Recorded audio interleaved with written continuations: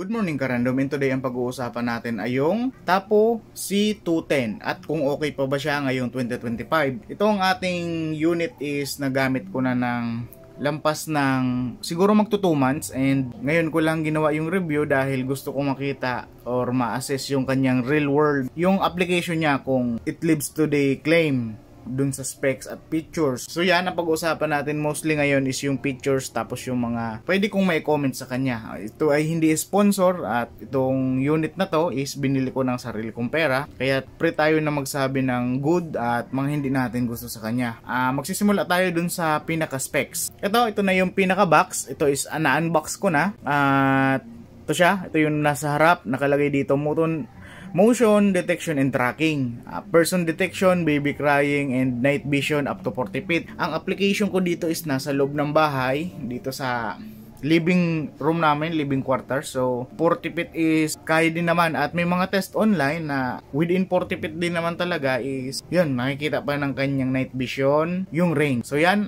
ito ay 2K resolution. Ikot lang natin dito sa right side, Tapo pan-tilt security Wi-Fi camera. Ito yung model niya, field of view, 360 kanyang rotation, video definition, 2K siya, which is ito yung kanyang resolution, 3 megapixel yung kanyang sensor, two-way audio, built-in microphone and speaker, night vision, 850 nanometer infrared LED up to 40 feet. Ito yung defining factor ng kanyang night vision, yung kayang abutin ng ilawanag ng ating IR LED na ginamit. So wireless protocol, ang gamit niya is 2.4 GHz sa Wi-Fi. Wala siyang 5G. Ang adapter niya naman, widely compatible regardless kung saan kang lugar, kasi 100 to 240 volt, 50 or 60 Hz, 0.3 amp. Ang kanyang adapter is 9 volt, tapos 0.6 yung ampere DC na. Dito sa pinakalikod, yan, nakalagay motion tracking. Yung mga pictures niya, person detection, night vision, two-way audio, baby crying, micro SD card, customizable black zones. Explain ko to mamaya. Tapos 2K definition. Dito talaga okay kung kanyang preview, okay yung kanyang nakaka-capture. Tapos field of view 360. Tapos may option ka na cloud storage. Dito sa cloud storage niya is by subscription. Kung wala kang subscription, hindi mo to magagamit. Dito naman sa micro SD card, yung local storage, siya hanggang 512 gig. So ang kinuha ko is 128, and nakakover na siya ng almost magdadalawang buwan ng footage. Tapos ipapakita ko din yung usage ko. Then may nakaka-amaze na ginagawa si Tapo para makasave siya ng memory. Kasi ito, nakalagay person detection, baby crying, motion detection. Yan. Tapos kapag legit yung item mo, may ganito siyang sticker. Tingnan rin natin kung ano yung laman sa loob. Ito naman yung nasa loob kapag nakabili na kayo. Sa loob meron siyang karton na tray, insulation, cover, at ito yung mga kasama niya. Meron siyang quick start guide, general public license notice, tapos ito is guide sa pagbubutas. Mamaya papakita ko rin kung paano to. Tapos yung pinaka-camera, yung ating pinaka-camera, tsaka ito, power supply. Ang power supply niya is generous ang kanyang cable, 3 meters. 3 meters to. So kung yung application mo kahit sa wall medyo mataas, ay kaya pa rin, hindi siya bitin.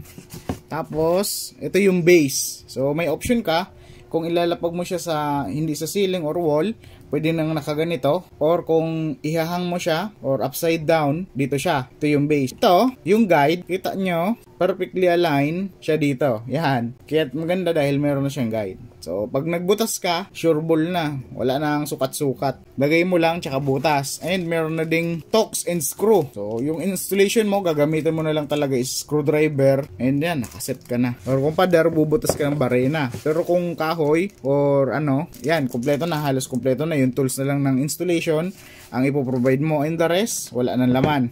Isang nagustuhan ko dahil itong ating power supply ay, tingnan nga natin kung mag-focus. Mapapansin nyo, 9 volt siya, tapos 0.6 amp. Ito, 9 volt, 0.6 amp. I-focus ko lang. Ibig sabihin, ang consumption niya is magaan lang, nasa 5.4 watts. O ganun siya katipid. Halos mas malakas pa kumain ang charger ng cellphone compare mo sa power consumption na to. And para doon is goods na good siya. halos walang madadagdag to sa bill mo dahil masyadong mababa yung kanyang power consumption. Ang gusto ko lang sana is 12 volt kasi ako naman ay may solar, may ginagawa dito na off-grid setup and ang gamit ko is 12 volt na system. So okay na sana kung magto 12 volt kasi may alternative akong pwedeng pagkuhanan ng power supply. Pero since na ito naman is magaan, kung okay na sana kung naging 5 volts yung ginamit niya kasi widely available yung kanya pagbibilahan ng mga power supply. Ito is 9 volt, so siguro sa kanilang desisyon yon, medyo mababang voltage yung ginamit nila. Pero yung quality ng build ng power supply is okay, maganda. Then 3 meters, ayan, hindi na natin ibubukas dahil hindi din naman maabot lahat. Sige, pakita lang natin. 3 meters siya, legit. Mahaba talaga siya. Mamaya, ibubot natin yung camera para makita nyo din. At yung base is ito. Yan, NTC approved. So dumaan siya sa legal na way. Ito na yung 9 volt 0.6 amp. Alam mo, nakabili na kayo at may memory card. Andito yung kanyang saka ng power supply. Ayan, naka-label naman power. Tapos andito yung kanyang speaker. Ang ko lang, yung medyo hindi ko nagustuhan is yung volume niya kasi hindi ganun kalakas. Though meron naman siyang audio or may nilalabas naman siya na tunog, kaso medyo nakukulangan ako. Hindi siya ganun kalakas. And expected mo rin dahil medyo mababa ang kanyang power consumption. Expect mo din na hindi ganun kalakas. Pero sana kung hindi nilakasan pa nila ng kaunti, yung kasi ito is meron tong alarm mode. So kapag nakadetect siya during dun sa time na sinet mo na alarm, ito is mag-iilaw siya yung LED na to. Usually pag nagre-record mamaya, pakita natin, pag nagre-record is naka-red. Kapag nasa alarm mode siya, mag-white siya kapag may nakita siya ng movement. So halimbawa, iniwan mo yung bahay nyo, maganda na mayroong kang bantay. Ang problema nga lang, hindi makakatch ng attention sa labas, gawa ng medyo mahina para sa akin. Medyo mahina yung kanyang audio. Yan na yung physical niya. Kung meron na kayo at naghahanap kayo kung saan yung lalagyan ng memory card, dahil kahit ikot-ikutin mo ay wala kang makita, andito po siya. Hawakan mo siya dito, tapos gently lang, yan, push mo, makita mo yung micro SD card slot, tapos yung reset button. So yan, medyo tricky lang siyang kaunti dahil nakatago siya. Pero andito siya nakalagay. Sunod is, itatry natin na i-boot or para ma-check natin kung paano siya gumagana. Ayan, na-plug ko na yung power supply sa ating saksakan at ipapower na natin siya. Take note pala, pag nagro-rotate ito hanggang dito, umiikot yan. Bali yung base lang ang naka-stable.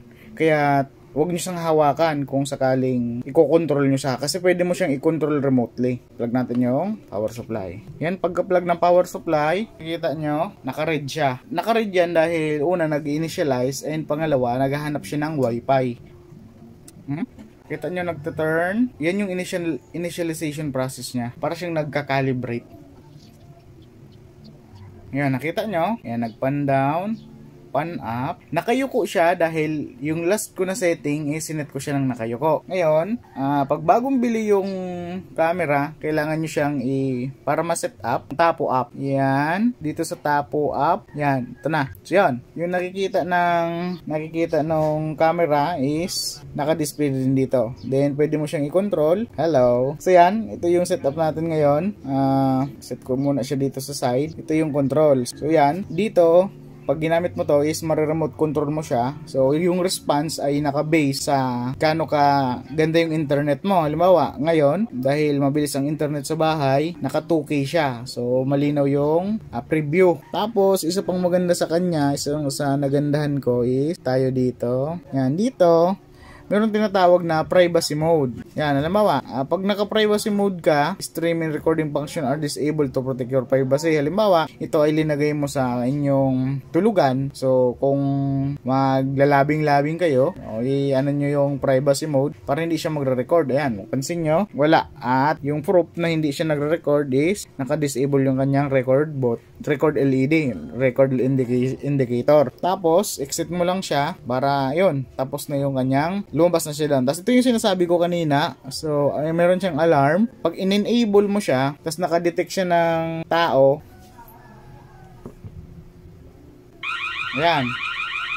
Yan yung pag na-trigger mo siya. And hindi ganun kalakas ang kanyang audio.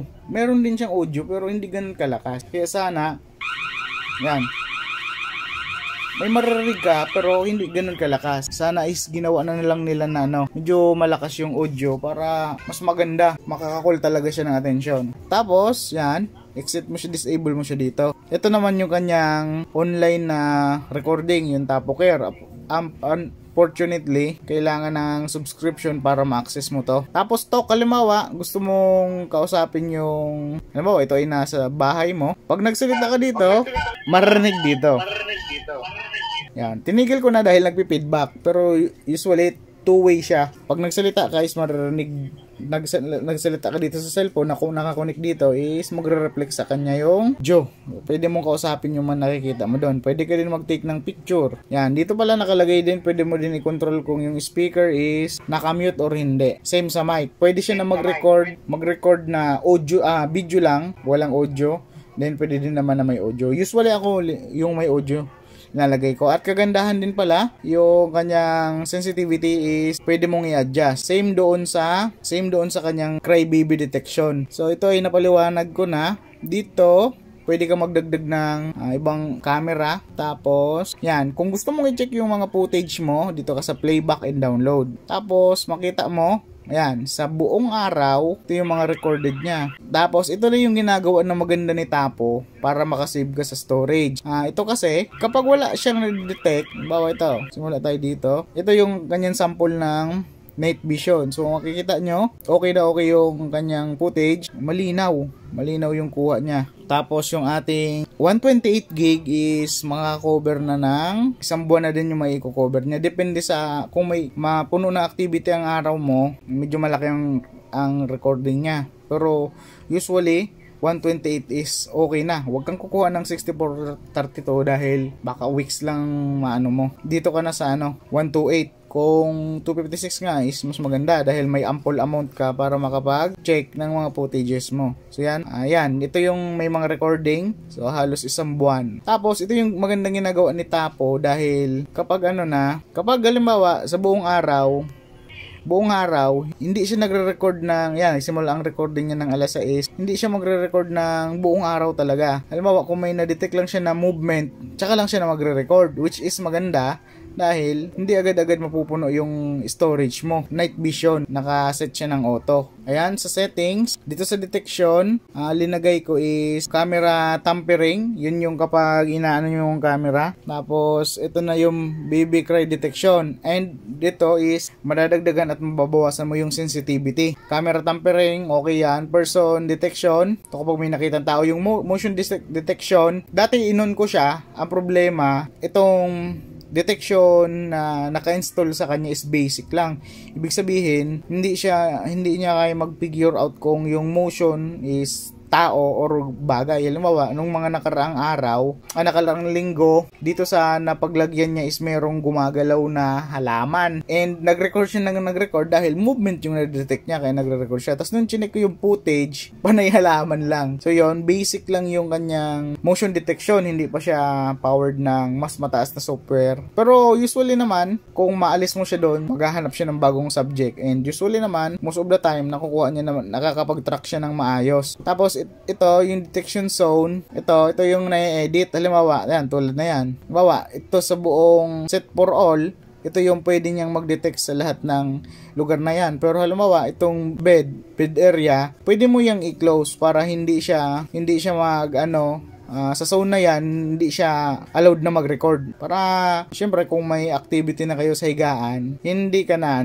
hindi ka na mabidyohan, no? So, yun, isa pang concern ko is, under sa video display, sinet ko na siya sa video quality ng auto, frame rate 15. Pwede ka naman mag 20 or 25, mas smooth ka, so mas malaki yung file size. Status bar, LED, tapos ito, ang sad lang sa kanya dahil 2.4 GHz lang yung meron siya, wala siyang 5G, pero okay din naman. Wala pa akong na-encounter na nagkaroon ng problem dahil ang device lang naman namin dito na mayroong internet connection is yung TV and nakaano pa siya, wired connection. Dito na lang tayo sa, ganito pala, addition, dito sa pan and tilt, meron siyang tinatawag na patrol mode. Sa patrol mode, pwede ka mag-set ng areas na cover niya or mga point na cover niya sa recording na mag-iikot siya sa ganitong oras dun sa mga points na yon. Ang problema doon, kapag naka-on mo si patrol mode, magkakaroon ng mabilis na wear and tear sa kanyang motor. Kaya I suggest, wag mo na. Usually naman, kung naka-activate na yung motion mo, kahit hindi ka na mag-patrol mode, ang pinaka-ano na lang dun is ang placement mo ng camera, yung areas na gusto mong makover, yun na lang ang anuhin mo,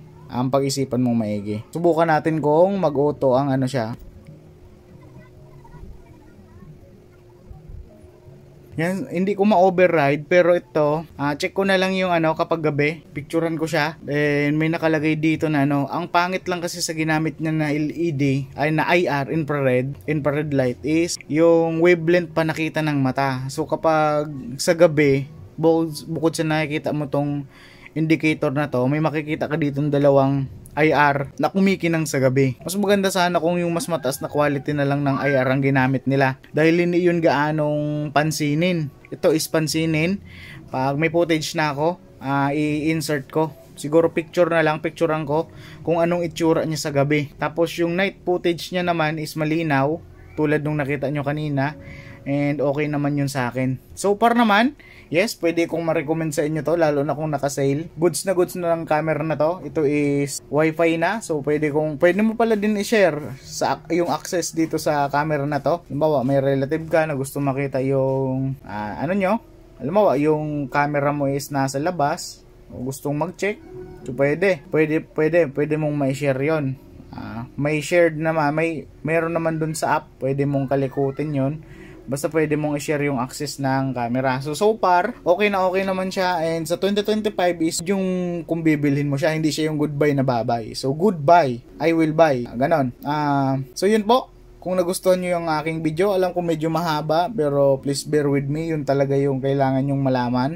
Paki-like, share, subscribe yung aking video. And God bless po sa inyong lahat. At yun, sana ay natulungan ko kayo sa pagpili ng CCTV na kayo yung bibilhin. Salamat po and God bless.